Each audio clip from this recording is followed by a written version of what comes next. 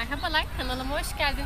Bugün yurt dışı mülakatlarında girmeden önce bilmeniz gereken 8 önemli konudan bahsedeceğiz. 8 önemli bilgi vereceğiz size.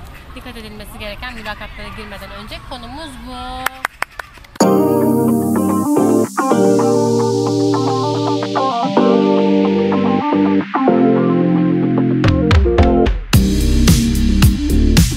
Önceden saydın mı?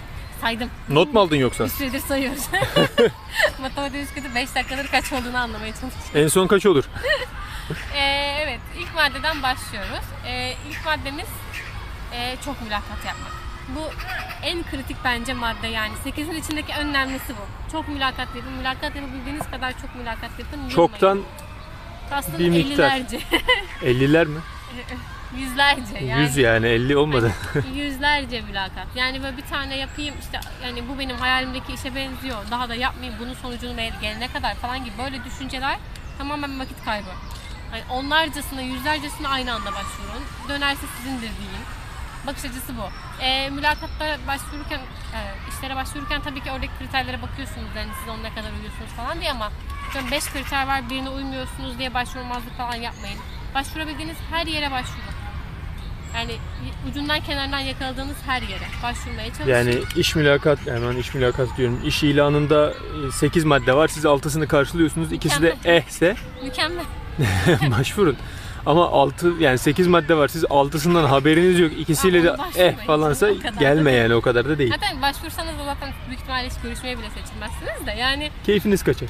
Ama dediğim gibi hani böyle çok şey olmayın yani iki yere başvurdum bunlardan biri olursa olur falan gibi tavırlara girmeyin. Çok mülakat yapıyor buraya gelen insanların büyük bir çoğunluğu. Böyle ilk 10 mülakat içinde falan gelmek çok nadir bir olay. Herkes 50'şer kez, 100'er kez. Ben kaç yapmışımdır ya? 70-80 var mı? Rahat vardır. Yani o yüzden böyle yılmayın. İlk maddemiz ve en önemli maddemiz bu. Çok iş başvurusu ve yılmamak motivasyonu düşürmeden devam etmek. Bir dakika benim başvurum 70-80'e 700-800'dür de görüştüğüm belki 70 civarı vardır yani. Belki daha az görüşürüz. Daha azdır da. İkinci maddemiz yani ikinci hazırlanmanız gereken soru şu. Neden Hollanda, neden yurt dışı, neden taşınmak istiyorsunuz? Bu sorunların cevabını mutlaka düşünün. Birçok iş için bildiğiniz gibi önce bir insan kaynakları mülakatı oluyor. Sonra bir kendi alanınızla ilgili iş mülakatı oluyor. Daha sonra belki de yöneticinizle mülakatınız oluyor ya da takımla mülakatınız oluyor. Ama hani en azından böyle bir süreç var büyük bir çoğunluğunda görüşmelerin. Ama mutlaka size bir adımda birileri niye gelmek istiyorsun diye soracaktır. Niye Hollanda? Bu bir soru mesela. Ya da atıyorum niye Almanya? Niye Avrupa'da yaşamak istiyorsun? Bunların cevaplarını hazırlayın mutlaka. Çünkü öyle böyle şey kalmayın yani. Türkiye çok kötü gibi böyle hani aşırı sığ cevaplar vermeyin. Yani burada neden bu arada bu olabilir? Ama bunu kendi aramızda konuşmak mantıklı. Yani orada o kişiye atıyorum sallıyorum işiniz mimarlık. Yani Hollanda mimarisinin ya da o şirketin yaptığı işlerin sizin ilginizi çeken bir yönünü söyleyebiliyor olmanız tabii ki bekleniyor. Yani ben Türkiye'den çok bunaldım. Neresi olsa gideceğim. Buraya denk geldiği gibi bir noktada kalmamak için bunun soruların cevaplarını hazırlamış olmanız gerekiyor. Bu yüzden bu soruyu mutlaka daha önce düşünün. Neden Hollanda ya da neden şu ülke ya da neden Avrupa'da yaşamak? Neden Türkiye'den gitmek? Bunlara iyi bir cevap hazırlamış olun mutlaka. İngilizce tabii ki. Bunları düşünün. Ya kendinizle mülakat yapın hatta evet, ya belki bu soruları kendinize sorun. İngilizcesi iyi olan bir arkadaşınızla da mülakat yapabilirsiniz. Bu soruyu mutlaka cevaplamış olun iyi bir şekilde. Üçüncü maddemizde de ölçülmek istenen şey aslında bunu size soracaklar. Direkt bir soruyla olmasa bile ara ara. Ölçülmek istenen şey o kültüre adapte olabilir misin? O ülkenin diline adapte olabilir misin? Bunu ölçmek istiyorlar, bunu anlamak istiyorlar. Bunun için de ne yapabilirim bunu adapte olabileceğimi göstermek istiyorsanız? Eğer ülkenin ana dili İngilizce değilse, mesela bizimki gibi Flemenkçe, 3-5 kelime Flemenkçe bir şey söylüyor olmanız, ya ben zaten Flemenkçe işte bilmem nereden öğrenmeye başladım diyor olmanız mesela çok hoş bir şey. Bilmem nereden neresi? Şey işte, Cambly değil mi? Duolingo. Bravo. Duolingo'dan zaten başladım, orayı şimdi çok istiyorum. Mesela bu hoş bir cevap. Anlatabildim mi? 3 kelime öğrenirsiniz, günaydın dersiniz, bunlar hoş şeyler. Bunun dışında da... Bunu sormalarının sebebi de hani sizi işte o ülkeye getirmek için bu insanlar bir şeyleri göze alacak, zaman ayıracak. Oraya geldikten sonra ben bunu yapamayacağım galiba geri dönmeniz yani şirkete de büyük zarar veriyor. Evet, onu engellemek için bir eleği soru. engellemek için soruyorlar. Bunun dışında hani şeylerden bahsedebilirsiniz. Yani gerçekten böyle Hollanda kültürüyle ilgili mesela araştırıp bildiğiniz şeyler varsa mesela sizin kültürünüzde bak şu var benim çok ilgimi çekiyor. Bunlar hep artı şeyler. Yani o kültüre olan ilginiz, bilginiz, o dile olan ilginiz, bilginiz onlar için kıymetli. Ve bunun dışında da çok kültürlülüğe uygun bir insan olmanız. Yani yurt dışında arkadaşlarınız vardır, zaten böyle bir ortamdasınızdır, kendinizi rahat ifade ediyorsunuzdur, Erasmus geçmişiniz vardır, yurt dışında daha önce çalışmışsınızdır. Bunlar hep artı. Bunlar çünkü insanlara şey düşündürtüyor. Bu insan yurt dışında yaşayabilir. Bu insan başka kültürden insanlarla yaşayabilir.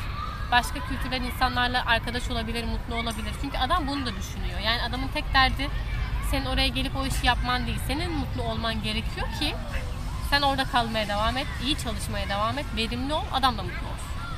O yüzden senin bu Vay be. yönlerine de bakıyorlar. Sana helal olsun. Sen ne kadar güzel açıkladın ya.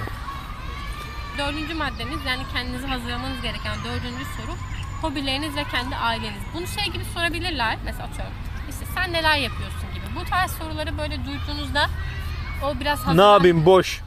Değil mi? Hayır, boş da değil. Yani biraz sanki bana şey gibi geliyor. O hazırlanmışlığın, o hani bir TOEFL'a girmiş gibi böyle bir bilgiyi boşaltma isteği oluştuğu için hemen böyle şey sayabiliyor insanlar.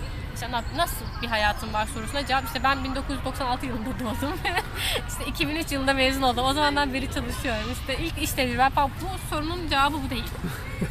Yani bu sorunun cevabı senin işte neyi bildiğin, neyi bilmediğin, kaç yıl çalıştığın falan değil. Bu sorudan beklenen nasıl bir hayatın var? Evli misin? Ailen var mı? Kimle gelmeyi planlıyorsun o gittiğin ülkeye? Hobilerin neler? Neler yapıyorsun boş zamanlarında? Ve Türkiye'de hiç kimsenin hobisi olmamasına çok alıştığımız için bunları düşünmüyor olabiliriz bu tarz alanlarda, ama burada insanların hobileri var ve insanların hobilerinin olması önemli bir şey. O yüzden hobiniz yoksa bile yalandan da olsa birkaç böyle ilgi alanınız doğrultusunda bir şeyler düşünün söyleyebileceğiniz. Yani atıyorum yemek yapıyorsunuzdur, bu hobiniz değildir ama onu hobinizmiş gibi pazarlayabilirsiniz. Belli bir bilginiz varsa en azından yemek yapmakla ilgili.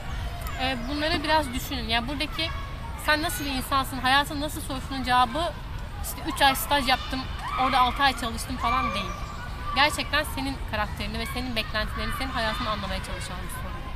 Bunu da mutlaka düşünün o yüzden. Hobileriniz neler, neler yapmayı seversiniz, nasıl bir aileniz var, nasıl bir hayatınız var. Bunlarla ilgili yapacağınız açıklamaları.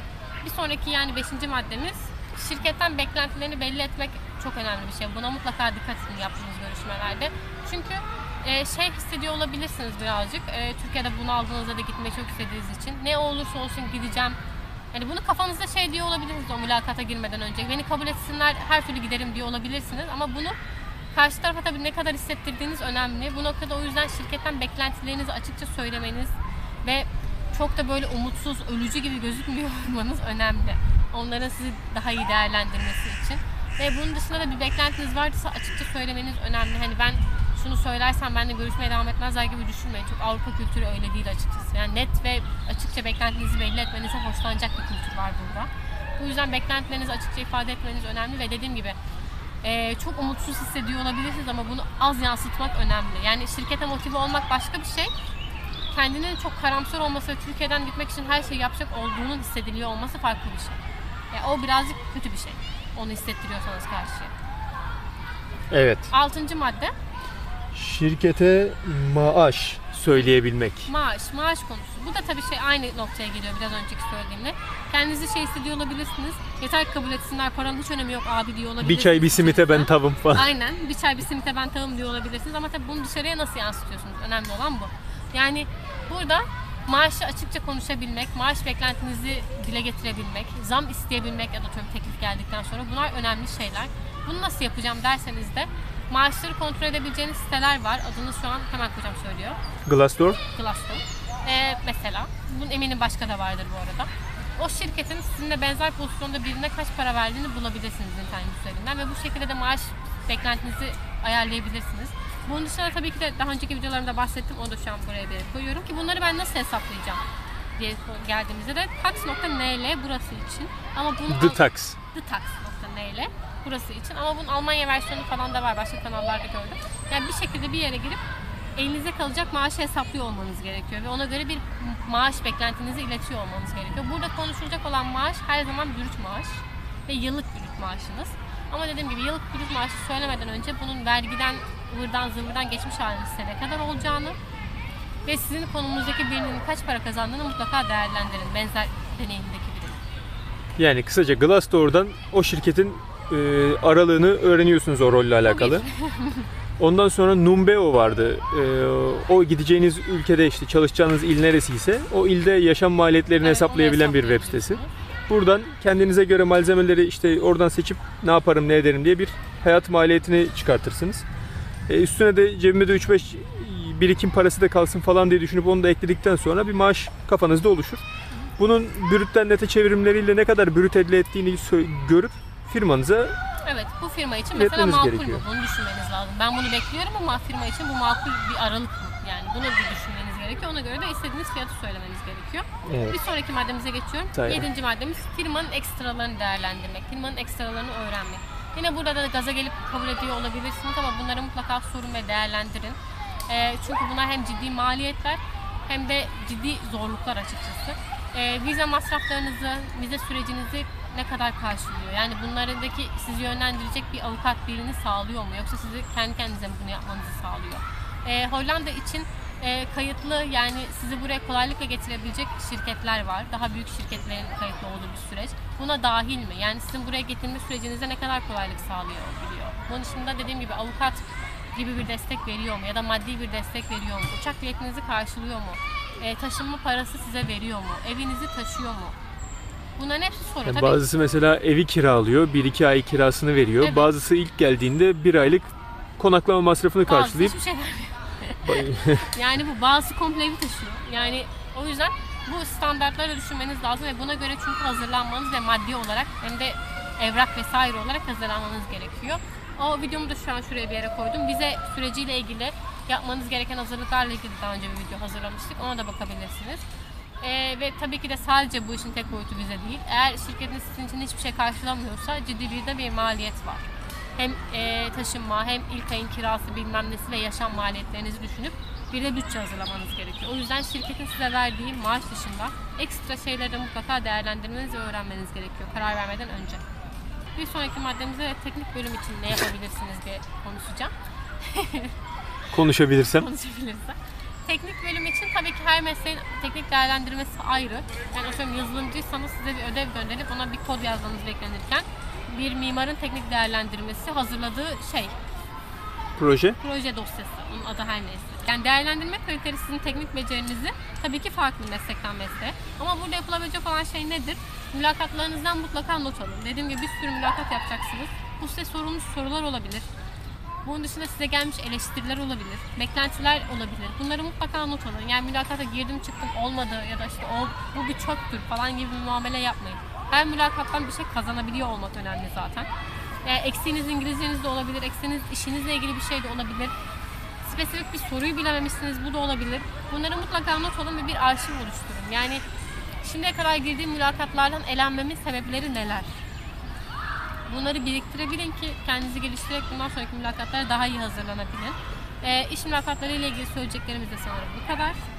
Son olarak da şeyi söylemek istiyorum. Bildiğiniz gibi belki daha önceki videomdan görmüş olabilirsiniz. Aşağıda hala 2 tane anket linki var. Bir tanesi bu videoyu yurt dışından izleyenler için, bir tanesi Türkiye'den izleyenler için. Tabii ki soruları falan da farklı.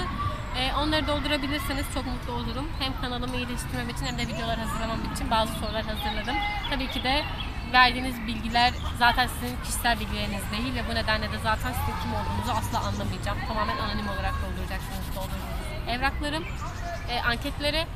Bunu da yaparsanız çok mutlu olurum. Videomun sonuna kadar izleyen ve bir dahakini izlemeyi planlayan herkese kalp gönderiyorum. Kanalıma abone olmayı unutmayın, yorum yapmayı unutmayın. Bir sonraki videomda görüşmek üzere.